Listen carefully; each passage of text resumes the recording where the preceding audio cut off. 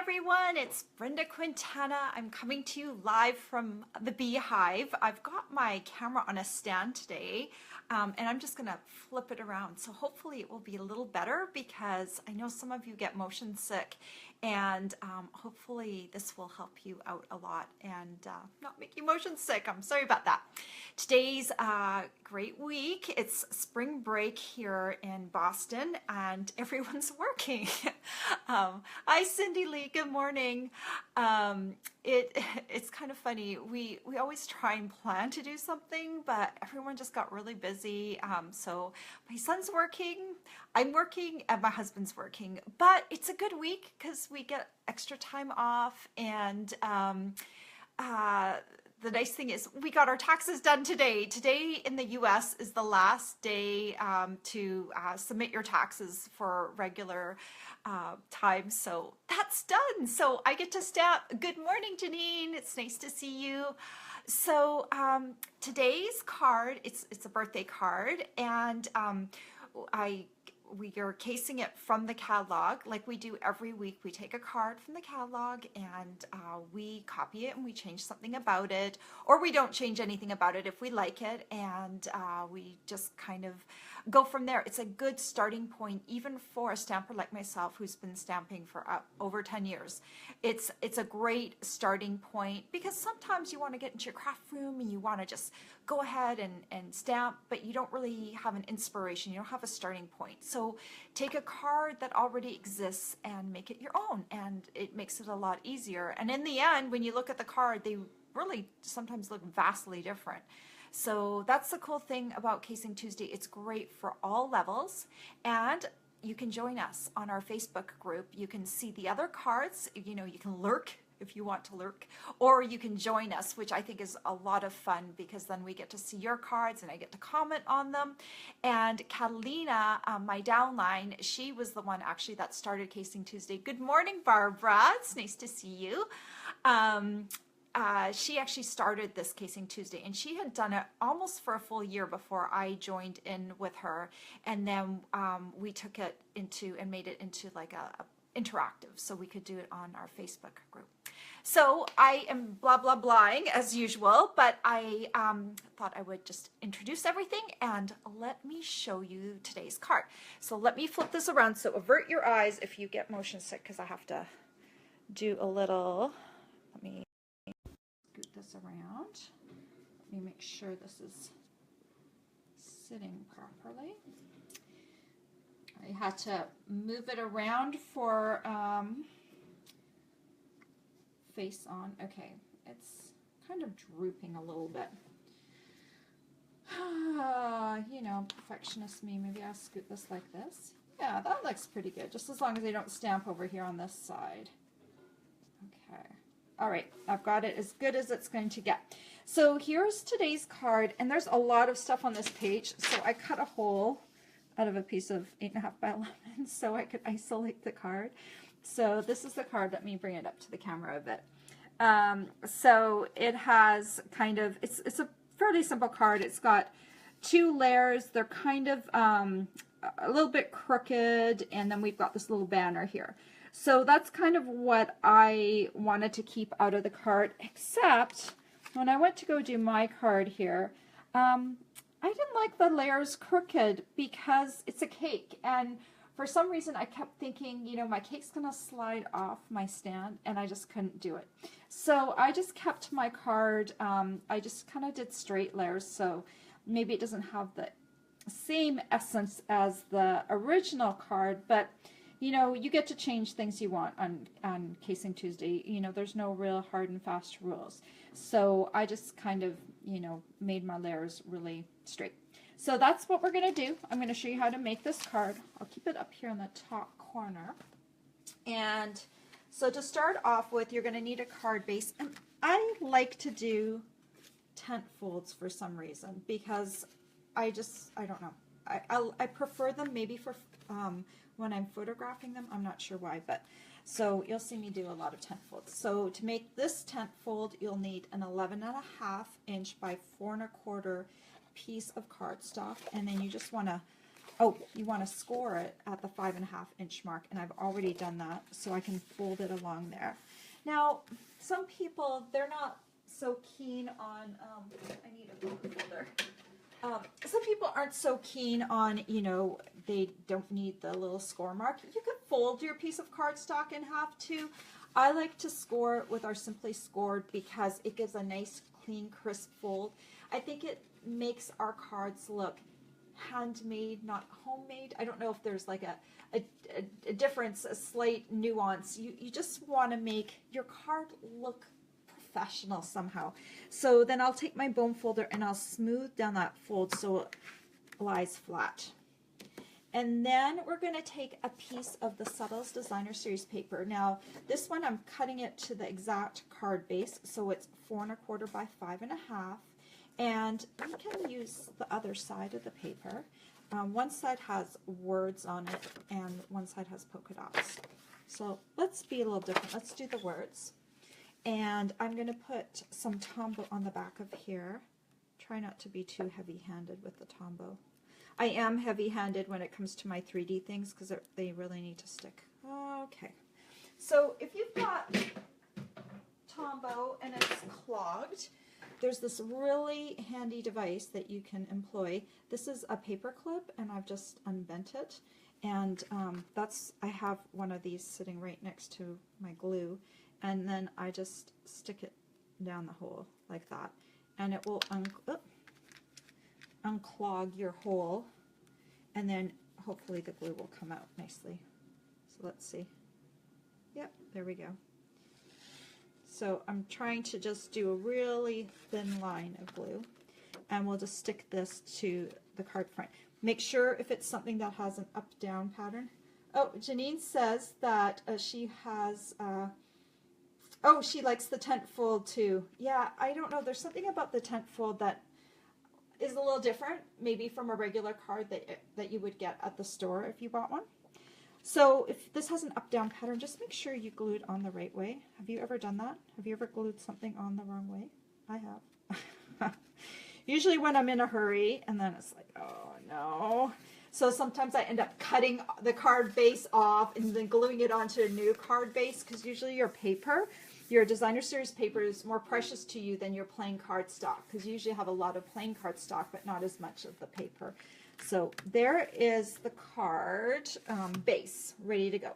So let's do the stamped layer. And this piece of Whisper White, this one right here, is 3 3/8 by 4 5/8. And so we're going to start off with doing the cake stand. Let me scoot this to the side so we have a little bit of room. So this is Sahara Sand ink. Let me open that up. And this is the cake stand. And I'm just going to ink this up. Now, the key with this stamping, there's a lot of stamping on here. You want your ink pads inky, but not too inky, because otherwise you're going to have a big mess. I just put Sahara Sand on my thumb. Okay, so we're going to stamp this pretty close down to the bottom and centered. So let me just do that, because we've got a lot of layers to get up to the top here, so we really want to make sure we're close to the bottom. That's probably just a little bit more than 1/8 of an inch. And this one was maybe 1/4 of an inch, so get it close to the bottom as possible. I think we're done. Sahara Sand, and then we're off to the races with Pool Party. So we'll use this big band that comes across. Now with this one has a really detailed pattern. So your Pool Party ink pad, if you're using it for this layer, really shouldn't be too inky. And what I'm going to do is I'm going to hover it over my cake stand, and I'm going to watch and see once it hovers over and I can see the Sahara Sand right through my stamp, because I want it pretty close to my cake stand. So I want to see the cake stand through the stamp, and then I'm going to bring it down like that. So you can see it's really tight. There's really no gap. if you did a gap here, you could do a gap all the way along and it would look fine. But if you're going to seal the gap, you want to have it pretty close. Janine says, OMG, are you sure we're not the same person? LOL. If it's possible to screw it up, I've done it. Oh, I know. I'll screw up things up, and I'll especially screw things up if it's not my card design. I am awful at stamping other people's cards, like at a class. I always screw up because I think I know what I'm doing, but I really don't. So that's when I get messed up. Next color is Blushing Bride. And I'm going to take these diagonal stripes and we're going to stamp it twice. So we have to ink it up twice. I'm going to hover it. I'm centering it. I make sure I can see some Pool Party peeking through that Blushing Bride. And then I'm going to stamp it. See how close I'm getting? But you have to, if you want to get that close, you have to make sure that you see it peeking through your stamp. So just one more time, and I'm bringing it down until I can see the Blushing Bride. This is harder. Blushing Bride peeking through Blushing Bride, and then I'm going to stamp it.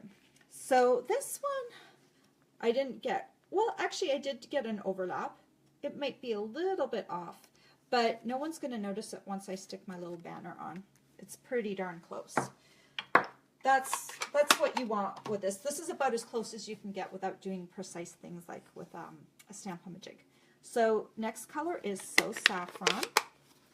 And we're going to take this last band and ink it up. Again, make sure I can see some of that Blushing Bride through. Make sure it looks centered. And stamp it.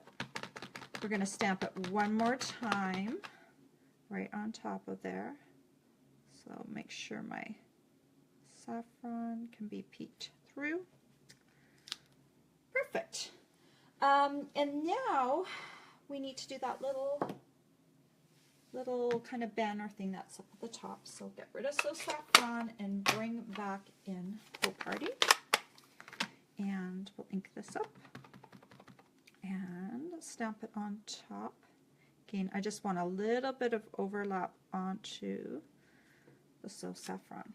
Perfect. And see how close I got to the top there? So from the bottom to the top, it's like really tight. So if you were a little bit not quite as tight, you would maybe want to cut your piece of cardstock just a little bit larger so you could fit all the layers on. But I kind of kept everything nice and tight so it wouldn't have, oh, I need this Pool Party ink pad one more time. So, oh, I lost my little piece of Whisper White. Okay, I'm going to run to my cutter. Just hold on. I had a piece cut, but I think this morning I used it for something. Just hold on. I'm going to need a piece of 2 3/4 inches by 1. Let me run across the room. Sorry, guys. Run, run, run. 2 3/4 by 1.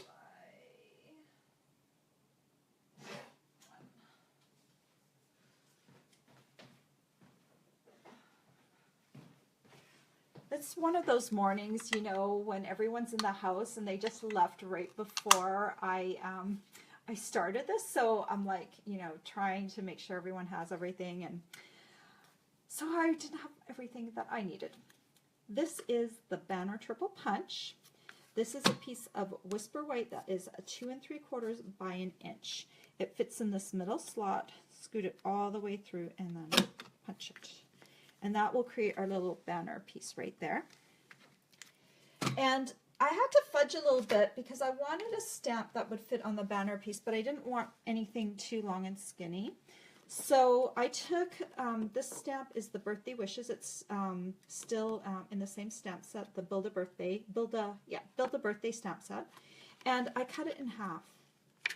So I did that earlier when I made the card. So Birthday and Wishes are both on different, they're cut in half. Cut them right in half. You can do that with your stamps. You can cut them in a half if there's a gap in between them so that it makes it easier to stamp in different combinations. Now, normally what I would try to do to save time is I would try and scooch these two together on one block. but there was just too much distance between birthday and wishes, and I didn't like how it looked. So I'm going to stamp both of these separately. So I'll take birthday, and I'm going to stamp it near the top, like that. And then I'll take wishes. And this way I can get them a little bit closer to each other, and it will look better. And I'm going to do wishes kind of right underneath that Y. See, I kind of scooted this in. So yeah, I like the way that looks. Pretty good. All right, we are done all of our stamping. So now we just need to do some assembly. Oh, I've got a piece of Sahara sand, which will be our back layer for the Whisper White. And this one is 3.5 by 4 3/4 inches. And then we'll just take some Tombow again and put it on the back of our Whisper White layer. I'm going to center this. Normally I would try and follow the card a little bit more closely and actually do crooked layers, but I just couldn't do it. Couldn't do it. OCD. Cake sliding off cake platter. Not a good thing. So that's glued on there. And I did actually, when I glued this on here, I actually did put it more to one side than the other, because there's a banner coming over here. So I'll just take some Tombow and put it on the back of my Sahara Sand piece. And put this down just a little bit closer to the right side than the left. Oh, I like the way that looks with the words behind it too. It's a little different than the polka dot one. And then for the birthday wishes, I need some dimensionals. Also not on my okay, now I'm throwing stuff around. So these are little foam dots called dimensionals. And I'll just put 2 on the back of here. And then remove the liner. And there we go. I think I have had this stamp set for a year, and this is the first time I'm using it, and now it's retiring. So I'm very happy that I used it at least once. It wasn't because it wasn't a good set, it's just that there were so many other things that I was stamping with, and I just didn't get a chance to use it. So I'm glad I got a chance to use it today, because it's great. You could stamp this card in so many different colors, and that's what I like about it. You can personalize it. You can make the cake in the birthday colors of the person, you know, who it's the recipient. And it's really easy. You choose whatever paper you want. Almost any paper will look good in the background here. Thank you for all the hearts and thumbs up. I have yet to figure out how to do that on a Facebook Live video. I'm just like so inept with this. I will figure it out one day. I know I'm not going to need to do that right now while I'm filming, but on someone else's Facebook Live video, I'm just like, how do you do the little hearts things, you know?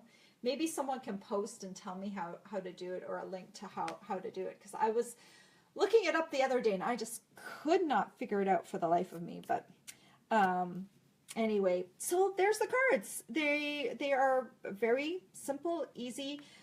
A couple things to keep in mind: make sure your ink pads aren't too inky with this. The other thing that I would recommend that I didn't mention earlier is make sure with this one, because you're going to be lining things up, make sure your block is big enough so that you have margins around, so that you're not putting the stamp right next to an edge, because it makes it really hard to see through. That's why some of these are on bigger blocks than they need to be, so that I can see through and make sure I can line up. Because it's good to have a stamp that fits your block well, but not too well in some cases, especially if you have to do lining up. So that's the two things that I would say about this card and this particular stamp set. And Build a Birthday is the stamp set I used, and it will be retiring soon. So that's too bad.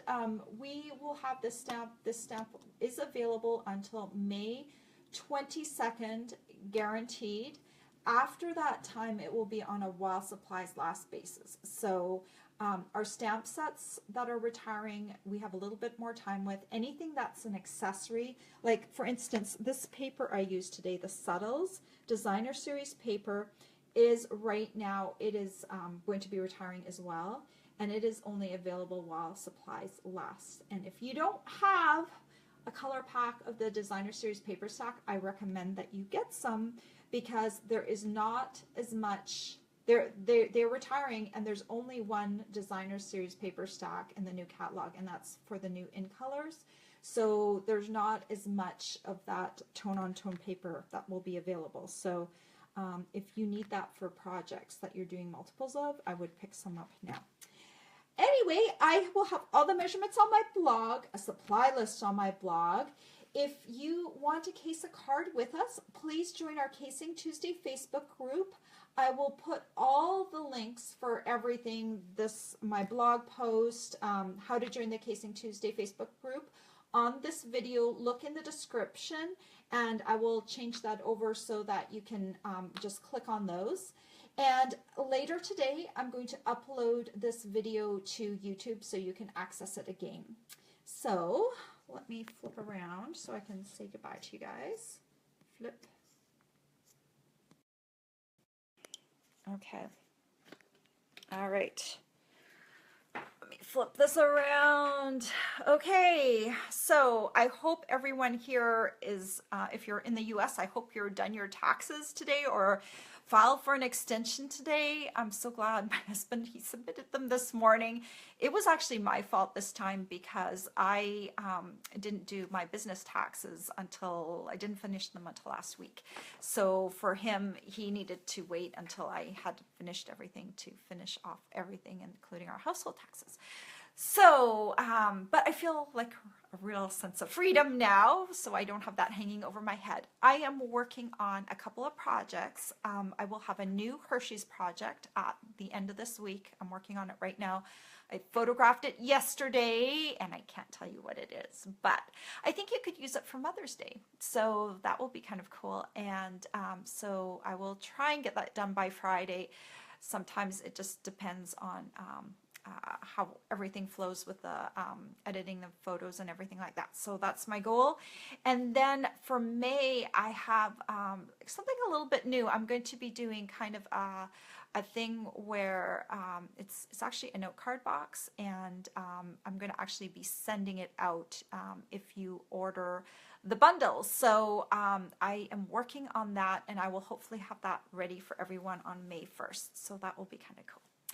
Anyway, I hope you have a glorious day. The weather here in Boston is awesome. It's going to be 50 degrees and blue, sunshiny skies. So yay. I hope you all have a great day, and I hope you'll come and check us out on the Casing Tuesday Facebook group. Bye, everyone.